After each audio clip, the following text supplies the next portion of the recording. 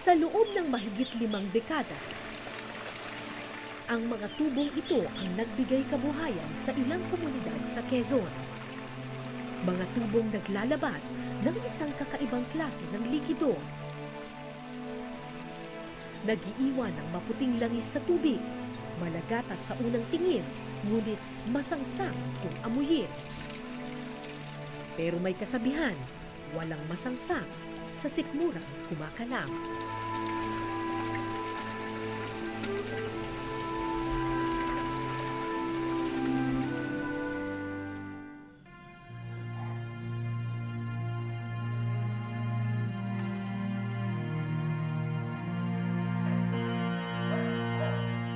Noong unang panahon, karamihan sa mga taga Quezon, pawang mga magsasaka. Malawak ang mga niyugan, pati na palayan. Pero nagbago ang lahat ng ito nang magbukas ang ilang malalaking pabrika noong dekada 50. Mga pabrikang gumagawa ng iba't ibang produkto mula sa niyog.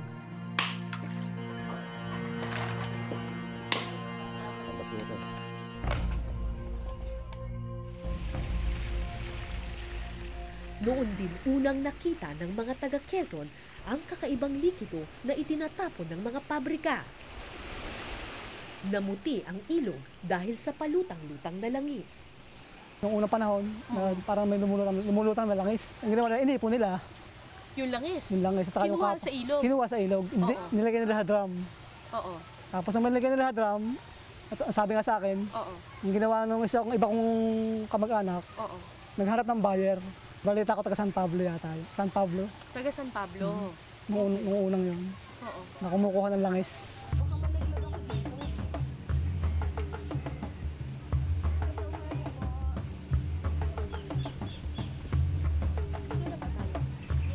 Nang matuklasan nilang maaari palang pagkakitaan ng palutang-lutang na langis, naghukay sila ng mga balon sa tabi ng ilog para sahurin ang latak ng pabrika.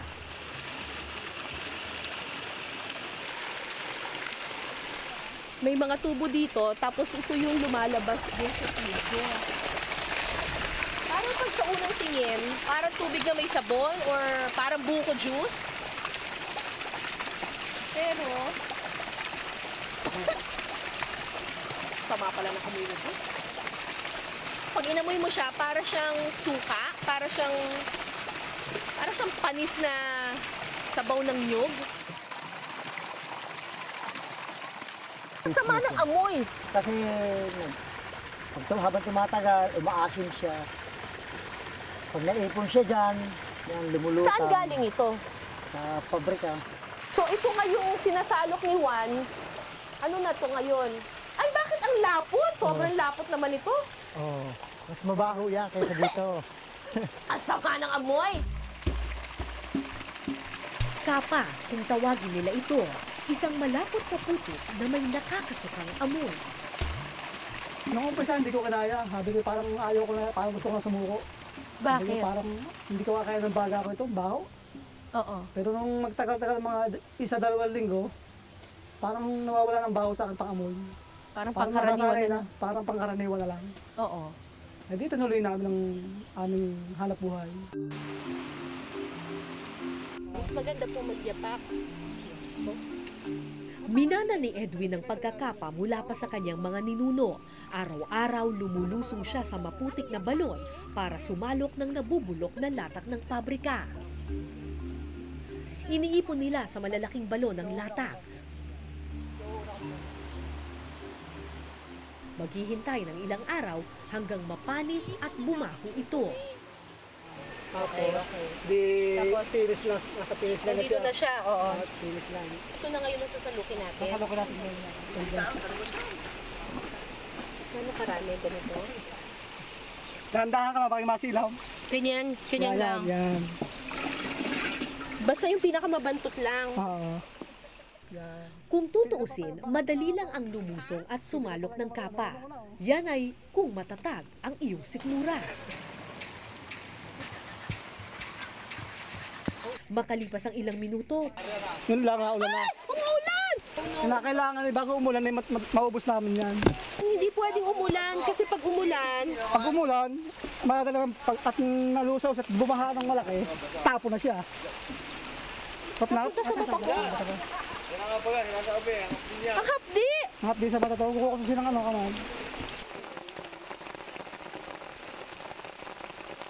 Ay, ang lakas na! Pwede ka mamaya natin ba? Malaki. Teka, kuya, sayang! Lalong umalingasaw ang katas ng pabrika at napilitan kaming tumigil sa pagtatrabaho. Yung pinaka-problema nila dito yung umuulan. Kasi lahat ng mga naipon nila ng mga kapa, malulusaw siya. Kasi mapupuno na naman siya ulit ng water. So, dito, hintay ko naman nilang mapanis na naman. Bakit parang lalong sumangit yung amoy ng ulan, parang sumingaw. Parang amoy suka. Nakakasok.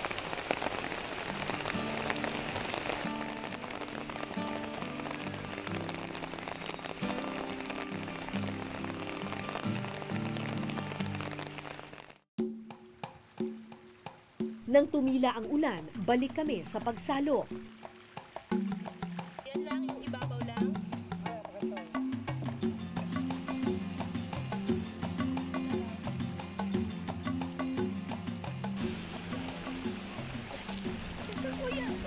One, two, three. Apat na galon ang aming napuno na agad pinaanod sa kanal.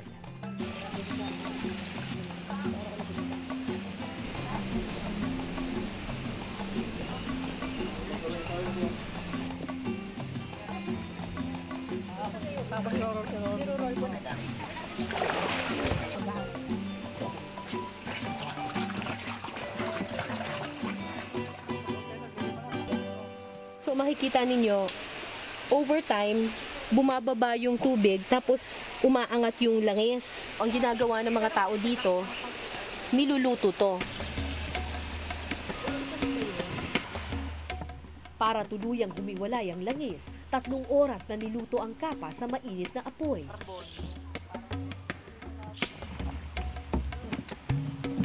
Nagbago ng anyo ang kakaibang likido, naging kulay itim, black oil kung kanilang tawagin.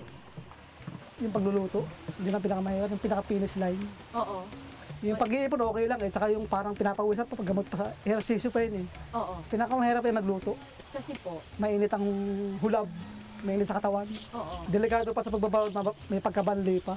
Oo. Mapapasok Kayo po pa. ba'y nadisgrasya na rin? Marami dyan? ng beses bago ako lukwang. Marami nang kapapasok ko sa kamay. Paano Tinitiis ko nangyari? lamang.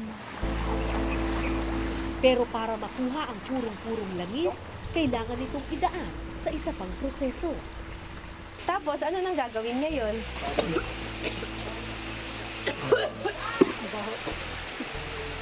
Ba't ganun yung usok dito? Hindi na Parang may nasasamid ako.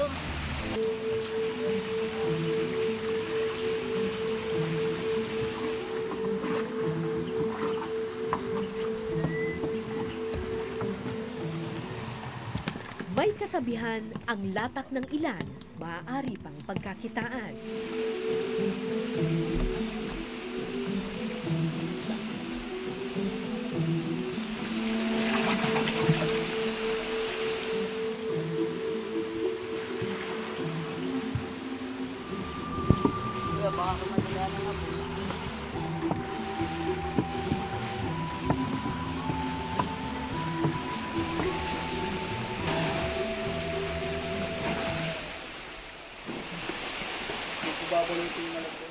Makalipas ang 3 oras, maingat na sinalok ang kumukulong langis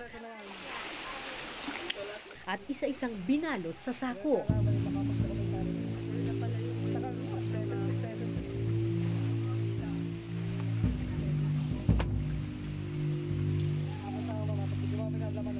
Marami ng beses bago ako lukwang.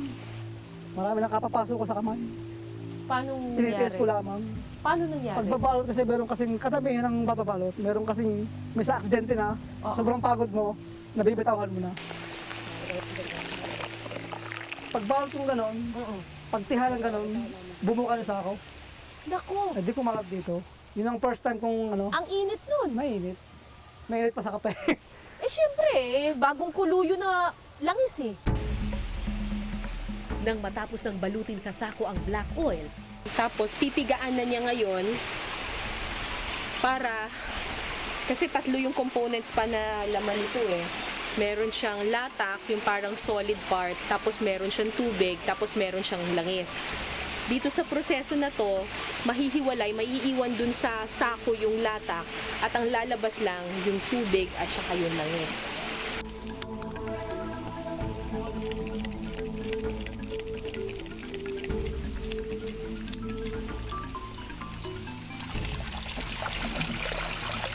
makalipas ang ilang oras, Ito ang pinaka-finish na namin. Finish na ganito na ang kulay na. Wow! Yun na. Magiging ganyan? Ganito na kaganda. Yun ang aming finish na trabaho. Ang galing!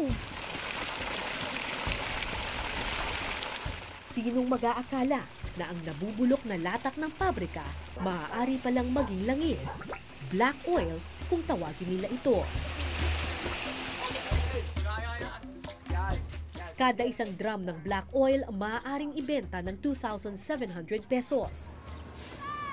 Linggo-linggo, 10,000 liters ng black oil ang binibili ng truck na ito sa mga residente ng Quezon. Ang black oil daw kasi ang isa sa mga sangkap ng biodiesel. Langis na nagpapatakbo sa ating mga sasakyan. Pwede pala ito? Parang mantika na rin, ano? Pero hindi naman pang-foods yan. Hindi naman to pwedeng pang ano, no? Pang luto. Ay, Eh, pang ano lang to? biodiesel. Pero mga 2% lang sa isang ganito. Mga 2% lang nito. Mga makukuha. Akalain mo, no? Dahil dito, yung waste ng ano, pwede palang pantakbo sa sasakyan, ano? Ang galing.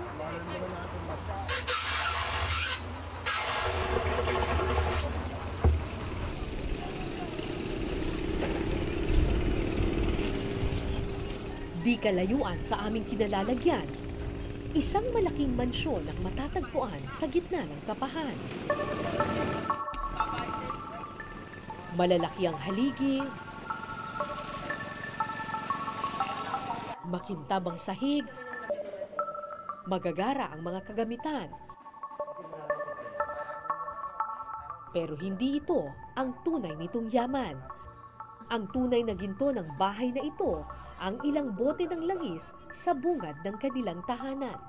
So, lahat ng waste ng pabrika, pwedeng pagkakuhaan ng langis. Sa coconut oil lang. Coconut oil. Oo. Basta yung mga factory ng coconut, Oo. lahat yun, pwedeng may- kuhaan ng ganito. Merong ways, oo. At ito po bang dahilan kung ba't may bahay po kayo ngayon? Oo, pero may ba, ito ang dahilan. Kasi trabaho ko nito nung una eh. Nung una pa, edi, nung kapera ko na kaunti, nagpunta ko ng, ng Mindanao. Pero galing yung aking pera, galing din sa Lares. Galing sa black oil. Black oil. Ang tingin lang mababa. Oo, baho, pero nakakabili sila ng motor. Si Mang Alex ang isa sa mga pioneer o nanguna sa pagpuproseso ng black oil sa Quezon. Nung una didiri kami kasi ang dito sa kukong ito, ang baho. Oo, amoy ano po? Amoy, ay, hindi ko maintindihan kung paano amoy. Eh, nung panahon po na yun, hindi po kayo na aalangan na madumi po yung trabaho na pasok? Naaalangan nga, tsaka ang tingin ng mga tao din, hindi pinapansin kasi ang baho, pag lumapit ka doon sa may kasama ko, talagang amoy, sabi ng iba, tayo ng pusa, amoy tayo ng pusa. Nang makita niya ang potensyal ng negosyo, lumibot siya sa Pilipinas para maghanap ng iba pang latak ng pabrika.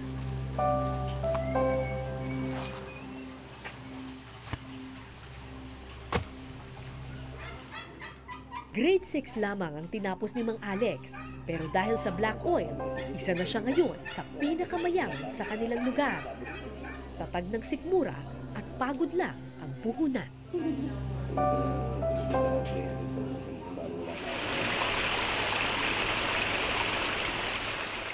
Tulad ni Mang Alex, grade 6 lang din ang batang si Angel nang magsimula siyang magtrabaho sa kapahan.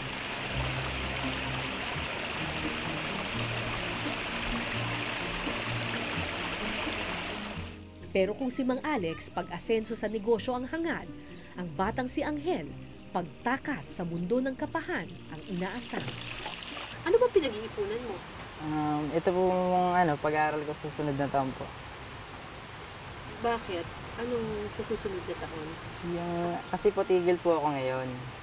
Eh di sa susunod na taon po, papasok po ako. Magkano yung kailangan mo? Minsan po, mura lang naman kasi po ang tuition dito eh. Pwede pong 4,000, 3,000 po.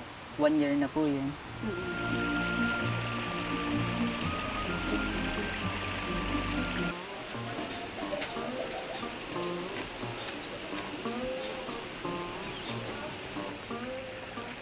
12 anyos lang si Angel nang mapasok siya sa maputik at mabahong mundo ng kapahan. Isang trabaho na 5 dekada ng kabuhayan ng ilang komunidad sa Quezon. Anong first time, nandidiri po ako. Sabi ko, ayoko magtrabaho dyan. Hanap ko ng ibang trabaho. Unang tingin ko dyan, parang nakakadiri, ganun po. Pero nung try ko pong hawakan siya and try ko din pong maghakot, magbantay. Yun po, nasubo ko na po sa sarili ko na kaya ko pala. Yun, pinanindigan ko na po yung trabaho ko.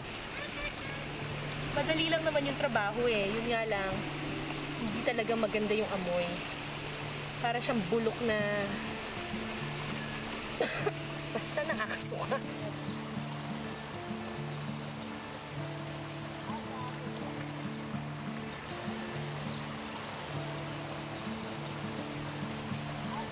Panganay sa 7 magkakapatid, iniatas na ni Angel sa kanyang sarili ang obligasyon ng edukasyon.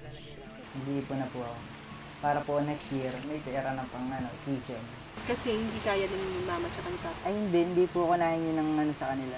Gusto ko po yung sarili sumika po. Bakit? Bakit ayaw mo humingi? Yung mga kapatid kasi ko, nag-aaral po. Sabi ko po, yun na lang tustusan yung mga kapatid ko para po, mas makatulong. Ngayong taon, tumigil siya sa pag-aaral para makapag-ipon ng pagtuwisyon. 4,000 piso ang misyon ng bata. Ilang buwan na daw siyang nag-iipon at 1,000 na lang daw ang kanyang kulang.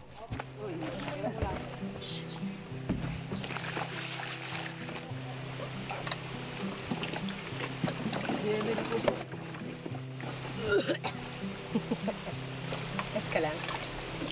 Okay lang. May pagkakataon bang nasuka ka? Oh, talaga? Kailan? Bagong kain ko. Pag? Bagong kain. Tapos? Tapos pag naamoy mo, pressure mo yung amoy mo. Tapos yung kinain mo, nalalabas. So dapat pala pag nagtrabaho ka, gutom ka. Hindi naman po. Walang laman yung tiyan. Parang may laman lang.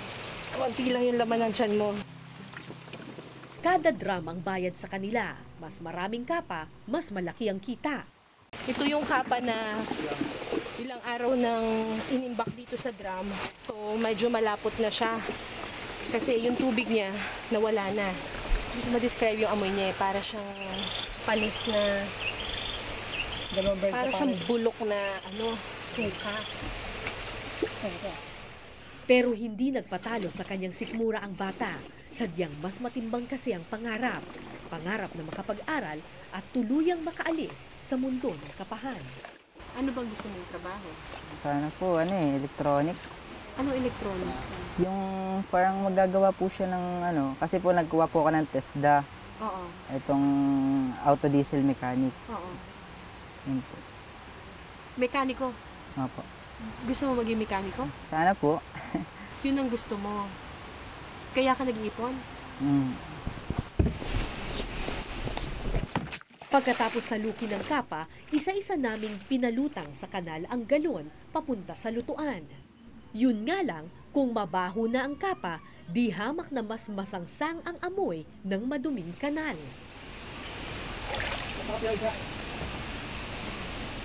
Ito yung mas mabaho kasi latak to eh. Anong mas mabaho? Ito, kasi latak yan eh. Latak na. Latak ng kapa. Yung pinaka mabaho. Yan. Ito yung pinaka-quality. Yan yung pinaka-class A.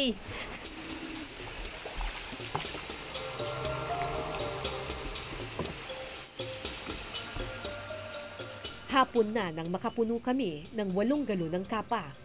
Ito yung trabahong mabigat, madumi, at mabaho pa.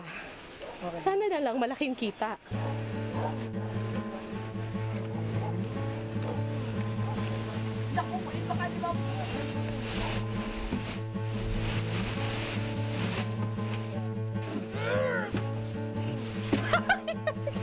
Sige po.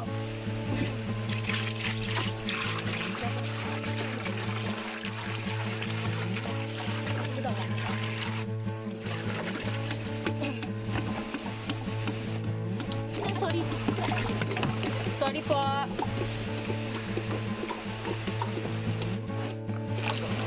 Ano lang, natalsik ko eh. Wala problema yan. Okay lang.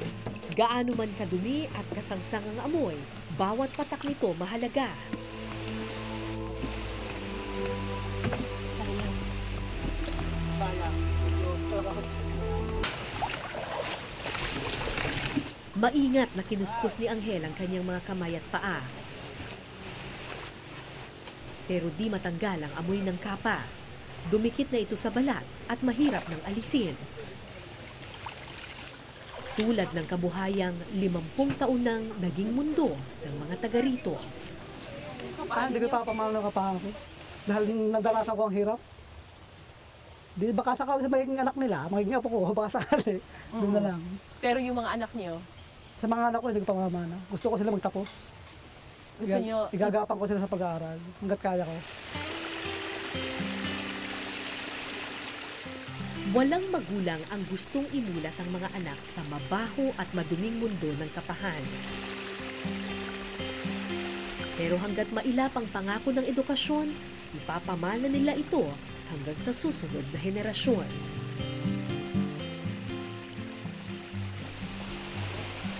₱1,000 lamang ang kailangan ni Angel para matupad ang kanyang pangarap na makapag-aral sa pasukan. Kaya ng oras na ng bayaran, ngayon, magkano kinita mo? 70 po. 70. O para saan mo lalagay ngayon ng 70? Ito po yung panggastos ko. Ito yung ipon. Ah, yung 20 pang gastos. Tapos ito, Ilalagay ko po sa ipon. saan mo ba nilalagay yung ipon mo? Sa amin po, sa... May ano ka, may box? Alkansya po. Ah, may alkansya ka. Anong gagawin mo doon sa 20? Pang merienda po.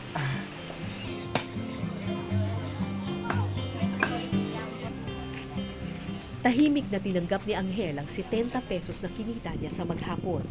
Gustuhin man niyang takasan ang mundo ng kapahan, malayo pa siya sa 1,000 inaasam. Ano niya po soft drinks?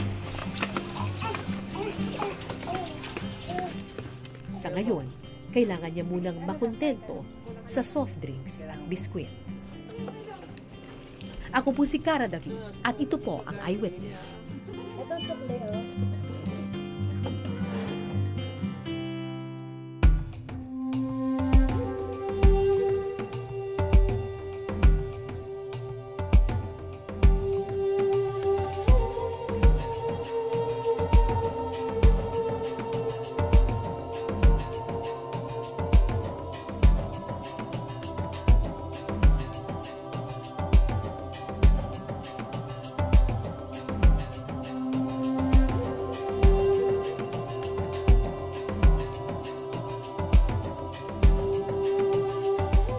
Maraming salamat sa pagtutok ninyo sa Eyewitness mga kapuso. Anong masasabi ninyo sa dokumentaryong ito? I-comment nyo na yan. Tapos mag-subscribe na rin kayo sa GMA Public Affairs YouTube channel.